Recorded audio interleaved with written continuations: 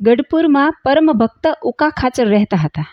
એક દિવસ દાદા ખાચરના દરબારમાં લીલુડા લીમડા નીચે શ્રીજી મહારાજ ઢોલિયા ઉપર વિરાજમાન છે. ચારેય બાજુ સંતો અને ભક્તો બેઠા છે. શ્રીજી મહારાજે સંતોને પૂછ્યું, સંતો, તમે પૂજામાં કેટલી મૂર્તિઓ રાખો છો? સંતોએ કહ્યું, મહારાજ, એક તમારી જ મૂર્તિ રાખીએ છીએ. પછી પ્રભુએ ઉકા ખાચરને પૂછ્યું, ભગત, તમે પૂજામાં કેટલી મૂર્તિઓ રાખો છો? ઉકા ખાચરે સરસ જવાબ આપ્યો, મહારાજ, મારી પૂજામાં 500 મૂર્તિઓ છે. આવી વાત સાંભળી બધા ઉકા ખાચર સામું એક નજરે જુએ છે.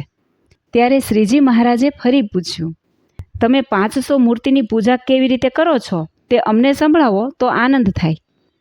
ત્યારે ઉકા ખાચરે કહ્યું છે, હે મહારાજ, સંતો અને હરિભક્તો પૂજા કરવા બેસે ત્યારે આવાહન મંત્ર બોલે, પછી માળા ફેરવે, પ્રદક્ષિણા કરે, દંડવટ કરે. એવી રીતે હું પૂજા નથી કરતો. મારી પૂજાની રીતભાત જુદી છે.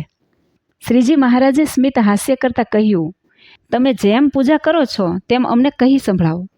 ઉકા ખાચર 2 હાથ જોડીને કહે છે, હે મહારાજ, હું દરરોજ સવારે 3 વાગે ઉઠી સંતોની ધર્મશાળા સાફ કરું, બાથરૂમ સાફ કરું અને હાથમાં સાવરણો લઈને દાદા ખાચરનો દરબાર સાફ કરું.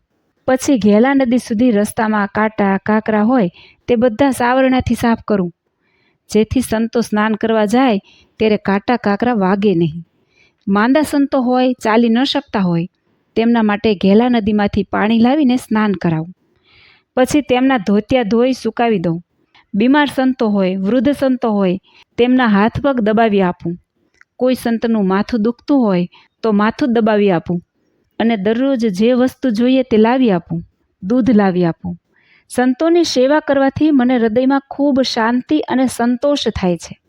સંતોની સેવાને હું પૂજાની મૂર્તિ માનું છું. આવું સાંભળીને શ્રીજી મહારાજ ખૂબ રાજી થયા. પોતે જે પુષ્પનો હાર પહેર્યો હતો તે ઉકા ખાચરને પહેરાવીને રાજીપો વ્યક્ત કર્યો. ધન્ય છે ઉકા ખાચરની પૂજાને, સેવાને અને એમની સમજણને.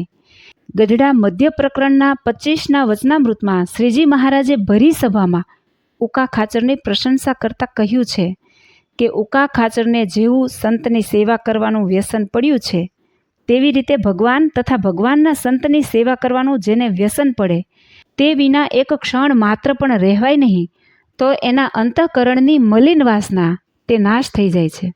શ્રીજી મહારાજ ઉકા ખાચરને ઘરધણી કહીને પણ બિરદાવતા. ત્યારે બીજા ભક્તોને વિચાર થાય કે ઘરધણી તો દાદા ખાચર છે અને ઉકા ખાચરને કેમ ઘરધણી કહેતા હશે? તેની એક સરસ વાત છે.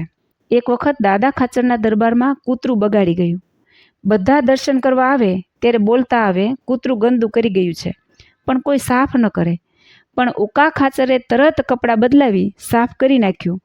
પછી સ્નાન કરી સભામાં બેઠા. ત્યારે શ્રીજી મહારાજે કહ્યું, હવે ઘરધણી આવ્યા. પોતાનું ઘર સમજીને દાદાનો દરબાર ચોખ્ખો રાખતા.